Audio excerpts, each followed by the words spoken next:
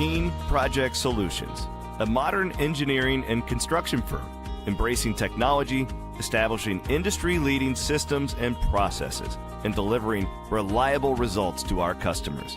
At Keene, we are passionate about inspiring our team and our customers to achieve great things, offering the highest quality services as an industrial contractor to deliver turnkey projects. Our core beliefs drive us forward. Protect people, build relationships, drive innovation, and focus on end goals, bringing our customers' desired results to life. See how Keene can work for you at thinkdifferent.thinkkeene.com.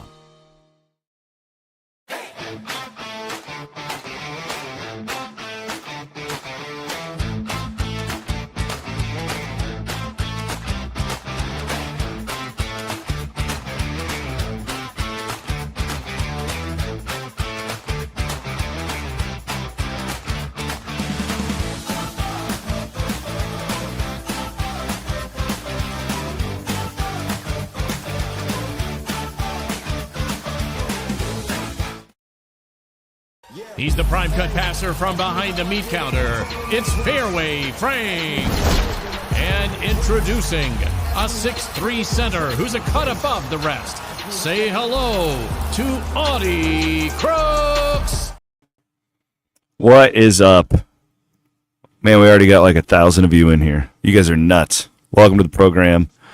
We wanted to just start this thing a little early because with these NCAA tournament games, you really have no idea when they're going to start based on when the other game ends and TV and all that crap. So, yeah, here we are. Let's get after it. We are presented, as always, by our great sponsors. They're the reason we are able to go on the road and do this and give you guys comprehensive coverage, I can't talk, of the Cyclones. Start with our friends at Keene Project Solutions, of course, Country Landscapes as well, Central States Roofing, and Fairway Meat and Grocery. We will get after it and break down this game, Iowa State and Ole Miss, with a chance to get to the NCAA Tournament Sweet 16, which would be the third year out of 4 for TJ Otzelberger, if they can get it done tonight, Rob. And that's a hell of a feat. I mean, there's not a lot of I don't know what programs in the country you got to have on one hand that can make that statement. So a lot on the line tonight for this team. Yeah, Purdue, the handful of others, but sandwiched in one of those was Purdue losing as a 1 seed. So, a lot to play for. Obviously, Iowa State's never done 3 out of 4, and certainly to do it under one guy. Last time it was 2 under 3. It was tail end Fred, first year prom. So, I don't know. It's a really intriguing matchup. I think 5-point spread was a little surprised by. I would see more of like a 3.5 maybe, but that's splitting hairs. I think the way Ole Miss takes care of the basketball, we'll see if Iowa State can upset that a little bit. And I'm sure Ole Miss is thinking they might be able to dominate the glass and do some things, and we'll see what happens there. But Iowa State's been a lot better in that area since that disaster against BYU at Hilton. I think you let it off in talking to some people in the program about what are the keys to Iowa State winning this thing tonight. And, every one of them to a man has told me the rebounding battle is what you got to watch. And because they do think that that they've got an advantage as far as the post play goes with that size. They do. Iowa State's post players are longer. Thicker. They're thicker. They're definitely stronger. The one thing, the athleticism advantage in this game definitely goes to Ole Miss, though. And if you get to see them up close and personal the other day against North Carolina, it was really impressive. They, to me, feel like a group of really great athletes. They don't have a ton. They're not great shooters, but they're clearly very well coached, though. We've seen Beard. We know him. We know how Beard teams play defense with all the switching. But the turnover number is incredible. They're the best in the country when it comes to taking care of the basketball. So Iowa State views this as when they miss, you've got to clean it up. Don't give them the second chance opportunities because you don't get a lot of turnovers against this team. And it's strength on strength as far as that goes. Yeah, no question about that. And I mean, the rebounding is going to be big on both ends. I mean, the defensive rebounding, you might not get many chances of transition by forcing turnovers. So you need to turn defensive rebounds into those opportunities to run the floor. Obviously, a huge game for the Presidents. You know, Deshaun Jackson, Joshua Jefferson. Of course, Joshua approached a triple-double in the opener against Lipscomb. And, you know, what I'd say, and I don't mean to terrify people, but what I see Ole Miss as is a more skilled version of Oklahoma State. And we all know that they play. the athleticism that they have and the length that they have. And that's somewhat frightening because for whatever reason, Oklahoma State's given TJ's teams as much trouble as anyone in the Big 12, outside of Houston maybe. But again, should be a really tightly contested game. I think Iowa State has the advantage in terms of shooting the ball. They can stay out of foul trouble and keep it well spaced. Milan gets a few to go down. I like their chances to be able to outscore Ole Miss, but I don't. The one concern is if the rebounding edge goes the other way and you can't force the turnovers, that tightens everything up.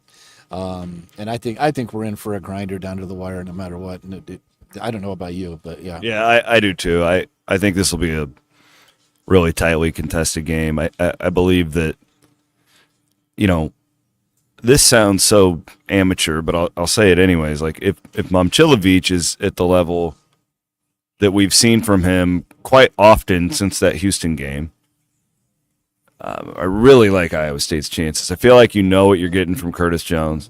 The Taman Lipsey factor, I feel like offensively we know what you're going to get. Now the question would be on Padula.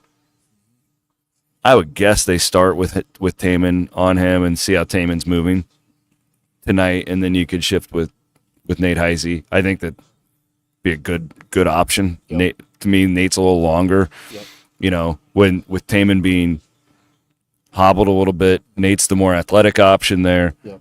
So you have that, but like as far as the offense goes, it's like really encouraging if you stack up the last 5 or 6 games since that BYU game that you mentioned. Jackson and Jefferson and Chatfield have really, I think, played their best comprehensive basketball together. Like there's been a lot of the games earlier in the year where it was like one of them would play well and then the other one is 3 of 12 or one's in foul trouble. Yeah, or Jackson's in foul trouble early and I feel like they've played better as a unit. That even in that loss to BYU at the Big 12 tournament, they were really good together. And then, you know, and Chatfield is incredibly consistent coming off the bench right now with what he's doing. So it's like, again, this is amateurish, but like, and you can't pin it all on one guy. But if that's the Milan Momcilovic Iowa State gets, really, really like their chances. Yeah, I mean, Milan, you mentioned that Houston game kind of out of necessity. We saw him. We saw his expanded bag of tricks, right? I mean, doing stuff on the move, whether it be running the floor in transition or just some of the things going to the basket, really attacking the paint to do some things to get either that patented fadeaway or even pivot in for a layup. I mean, he's flashed his whole game. I feel, well, maybe there's more. There's probably is a little bit more, but I mean, he's shown himself. It's not just spot up shooting for him now, which is why I think sometimes you go from 20 plus points to 4 sometimes with him because that's not falling. He's going to find a variety of ways to score, and the way that they're moving the basketball, he's going to get. There's going to be a lot of plays drawn up for him. I don't think there's any question when I watch Iowa State right now that the offense is flowing better in a post-Gilbert world. Now, that's when Keyshawn was at the injury level of what we've seen the last few months, not the guy who was there in the season. Right. Yep. That so I say that with that caveat. Sure. So that's a positive. I do think though, like man, you'd love to just have him and throw him on Padula tonight. Yeah. Right. Like so, like there's this interesting like, and I don't even want to spend much time analyzing it because he's just not there and it's not a factor. But we're getting like questions about the matchup, and that's where it's like okay, well, now I also don't know if like Nate Heisey playing it the way that he's playing, is that even a drop off? I don't think it is, because that's a guy who, if you look at what he was doing in December compared to where he is right now, he's a totally different player. Yeah, and I wrote about it. Probably everyone did. How Milan had 12 points of that 14-0 run that proved to be decisive in the Lipscomb game. Allowed Iowa State to get up double digits and run away with it. But one of the maybe the biggest play on that is Nate Heisey driving strong to the rim. I mean, and then we saw him rhythm threes, and then we saw alley-oop plays for him. I mean, a lot of things have opened up for him. TJ's talked a lot about his confidence has grown. The real credit to Nate Heisey and the basketball player that he is, his effort on the defensive end, which has been outstanding, never flagged, even when he was not scoring games in a row, barely shooting. I mean, that was consistent the whole time. And now that, in a sense, he's freed up to do more, he's certainly been delivering, and I see no reason why that should change. Guys in the locker room yesterday, and this is no surprise. If you're kind of a basketball junkie, you know the Chris Beard switch defense thing. You know, some teams love playing against it. The Prome teams did really well against that defense. You remember, like, they wouldn't even be great that year, and they would always perform well against Texas Tech. Something about Steve's secret sauce did well against Texas Tech. The one thing I like about this, because the NCAA tournament gets difficult when you start preparing for teams on one day. Like, that's where Iowa State, I think, under Otzelberger has an advantage in the tournament, because, like the Lipscomb coach was saying, he's like, we can't mimic their pressure. Okay, the switch thing, while you don't see it very often, this is a coaching staff that's very familiar with Beard. Yep. And, you know, being familiar with it and coaching, it's one thing. How do the players react is another conversation. But I think they're going to have a good game plan. Again, can you execute it? Can you make the shots? All those, that's all different. But I do believe, as far as that aspect of this matchup, because I'm pretty confident with what Iowa State will bring. Yeah, and the same's true on the other side, too. Absolutely. Right? I mean, that Beard, effusive in his praise of TJ and the program and the fan base in particular of Iowa State, which everyone, of course, should eat up. Iowa State fans love being told how great of a fan base. Absolutely, and Chris Beard did not hold back. And rightfully so. We saw a great turnout for the Lipscomb game. I expect the same, even though how expensive a ticket this is. Hopefully people bought both sessions, whatever. Yeah, I mean, you can take advantage of that. I mean, especially when you got the shooters Iowa State has. If the three ball is going down, or you're getting good stuff out of your pick and roll game, and again, the spacing's good. There's lots of ways to exploit that type of defense. And again, it's good. I mean, they're top 30 Ken Palm. So they're top 35 in both categories, which is usually a really good sign that you're a good basketball team. Iowa State's top 20. Absolutely. So, and on the converse side, the way they take care of the basketball, how can Iowa State change that? And do they get creative in the way that they pressure the basketball versus just that, hey, we're attacking you, we're imposing our will in the half court, whether it be trapping you, whether it just be in your face, tipping the balls away, disrupting passing lanes. I think we'll see all of that, but I think we'll see a few new wrinkles too, maybe, to see if they can pierce that.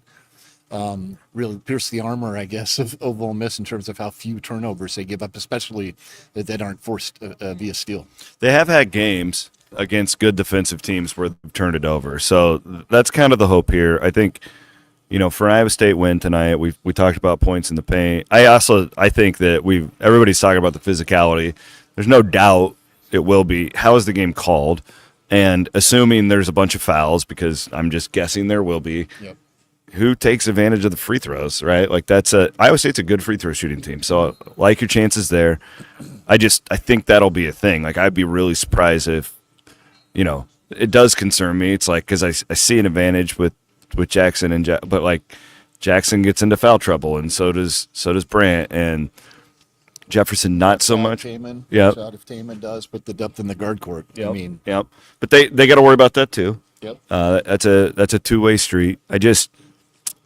The Ole Miss shooting thing is really interesting, because they built up a big lead on North Carolina the other day. And then you look at the box score, they're 5 of 7 from 3 at half. This is not a good three-point shooting team.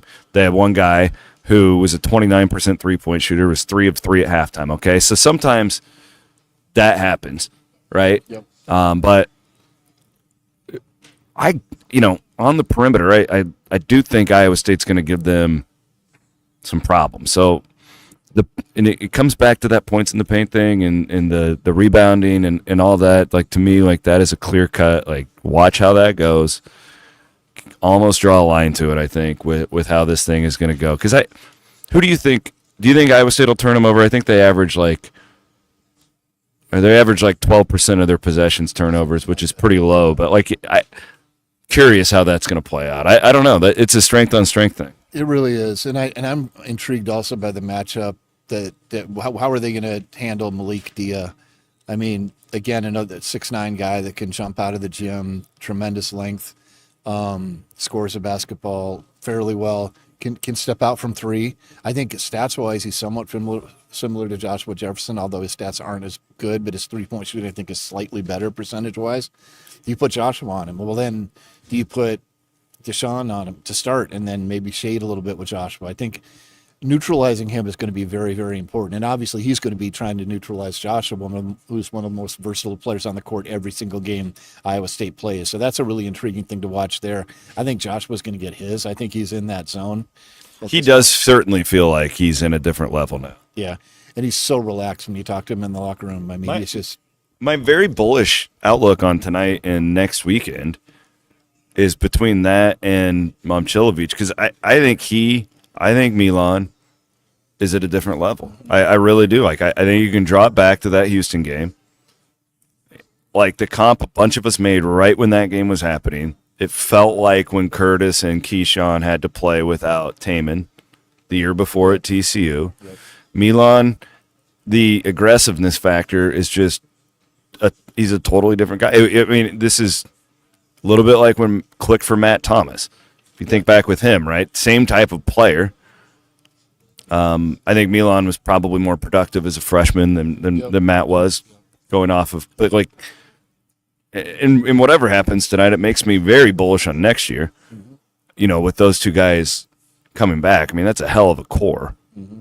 Taman Lipsey and Momcilovic and Joshua Jefferson. Like, so, whatever. I'm thinking down the road. Not thinking about next year yet, but I agree with you. And, yeah, so it's the Presidents and it's 22. Because I know, I'm positive I know what I'm going to get from Curtis Jones.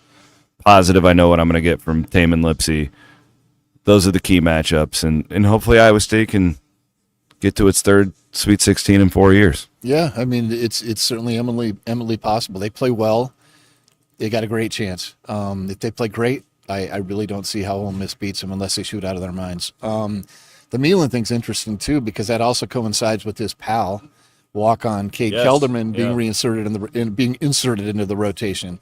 And I remember last year at the tournament or late in the year, they did this thing where they're like waving their arms and going, when they came out for games. That was just a thing they did. Kelderman told me they think they've done that once. Maybe they'll break it out if they go at it again. But, I mean, I think to see one of your buddies do that, and they talked about the shooting competitions they do after team meals and all that, and Milan wins most of them, but Cade won one recently. I mean, I think that gives a guy a little bit extra juice to see your buddy get an opportunity there and to see everyone run with the opportunities that they've had this season at Iowa State, despite the adversity, despite the losing Keyshawn Gilbert and the injuries and all that stuff they've gone through over the last couple of months, including Milan. So, you know, I think they're in a good headspace. I think they're in a good physical space outside of Taman, just gritting his teeth and playing through the pain as he did very effectively against Lipscomb. So let's go. 5-point favorite, probably going to be like that throughout the 40 minutes. A lot of people in the comments on Twitter and YouTube and Facebook are asking us about Taman Lipsey's health. I don't have anything to add other than what we already know and what he told us yesterday. I didn't put a camera in his face, just asked him, how you doing? And listen, like as Otz has said numerous times, he's what, a superhero, a warrior, name it. Like that. It's what you're going to get from him tonight. He's not 100%. I don't think he's close to 100%, but you're going to get a max effort. And I think that if he's not moving great, again, you have some options. It's what you can do defensively. But again, like when the ball's in his hands and he was getting to the rim effectively, like right, he was moving fine. I thought he was moving better at the end of that game than he was at the beginning. And that was just my eyes. He said he kind of tightened up a little bit at halftime, but that's to be expected when you have an injury like that. So I'm not really worried about it. I'm sure you'd rather have him at 100%, but I'd rather have Taman Lipsey at 75% compared to anybody else. Yeah, no doubt. And I mean, I asked him about how he started the game. He drove left for a layup, drove right for a layup, put him up 4-0. He did say that after the second layup, he kind of felt it a little bit. He felt really good coming in. So again, we've talked about the superhero element. I think comes from his pain threshold, which I'd imagine with the pain he's walking around, we'd be falling all over ourselves, going, "Oh, yeah, we'd be done. I wouldn't be. I would lie in bed right now. We'd be walking around. We'd have a leg elevated or something, even if he doesn't give you much offensively, which he did against Lipscomb, he's going to still have the tip outs. He's still going to play great defense. He just makes winning plays. Yeah, I mean, and some of them were so subtle. But if you go back and rewatch the game, as we often do, you see that little tip out and what that meant in terms of starting a run or ending a run. We're going to get that type of – he is going to have to be dragged off that floor tonight, no matter the situation. And hopefully he'll be walking off that floor feeling good. Last time we were in this building on a round of 32, it was a very jovial night. Iowa State upset Milwaukee in one of my favorite Cyclone games, or not Milwaukee, Wisconsin in Milwaukee. One of my favorite Cyclone games ever. That team had no business being in the Sweet 16. TJ was back in his hometown. JR was back in his hometown.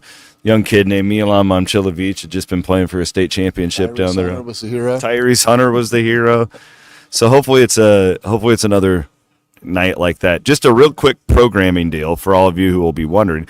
Williams and Bloom are going to be recording late tonight after locker room stuff. I'm probably just going to do that. I'm telling Aiden this for the first time, too. That'll probably be our post-game show, too, is the plan, because I want to get straight to the locker room, win or lose, do all that, and then I will get back to my hotel ASAP, and Bloom and I will – yes, we can do a live show. That's fine. A lot of people are asking us. We can go live tonight, and we'll tweet out all the stuff afterwards, approximately what time we think that will be. So that is the plan. Yes. Well, and if Iowa State wins, I'll have a couple of spotted cows and we'll get real boisterous on the program tonight. Rob will be here doing the real work, as he generally does. He is the grizzled veteran of Cyclone Fanatic. All right. I'm not making a pick because I'm always wrong, and I didn't like this matchup. And then I like the matchup, and then the closer I get the tip, the more I hate the matchup. This is just how my mind works. It doesn't matter about anything. Okay? So none of that garbage from me. I like Iowa State as a team, like where they're at mentally, better than I do physically. But I still think that you know what the most interesting part of this game to me is? The SEC Big 12 thing. Yeah. Because that's like been a thing down here. And the Cyclones could really score a big one for the Big 12 tonight. Yeah. I mean, it's a big deal. So I'm keeping my eye on that. No doubt. And I mean, I came into this, or I came out of yesterday's interviews thinking 55-45 Iowa State in terms of how confident I'm combining for 100%. I'm kind of still there. I feel like they're going to have to collapse in some way, whether it be half-court defense or whether they can't force any turnovers, and they're turning it over themselves, which, again, they've been prone to do a decent amount over the last 6 weeks or whatever, or season, frankly, but especially down the stretch. To really not, possibly be out of the game, but I don't think there's a chance they'll be out of the game. I think we've got, again, a tight one down to the wire. I feel a little bit more confident in Iowa State than Ole Miss, with the caveat that if Ole Miss goes crazy on the boards, and it's going to be really tough for the Cyclones to pull this one out. But I think the presidents are going to be ready. Brandt's going to be ready. Nate Heise's been rebounding great. I think I got to go see who the officials are. That's the next key. Somebody put it out earlier, and I think they were pretty highly rated. Oh, okay, good. No Padilla. He didn't fly in for today. That's good. He's not ready to tee everyone up. That's good. All right, he is Rob Gray. My name is Chris Williams. Thanks so much to our sponsors, Keen Project Solutions, Country Landscapes, Central States Roofing, and, of course, Fairway Meat and Grocery. Well, yes, and all of you hanging out with us here pregame, almost 4,000 of you with us here on our pregame show, which is great. And if you haven't, you really should follow our YouTube page and subscribe to it, because I think we've uploaded over like 30-some videos over the last weekend, which is incredible. Anything on the Cyclones that's where you guys want to be. We'll be back late tonight, Williams and Bloom live. Go Cyclones. Let's go get it one.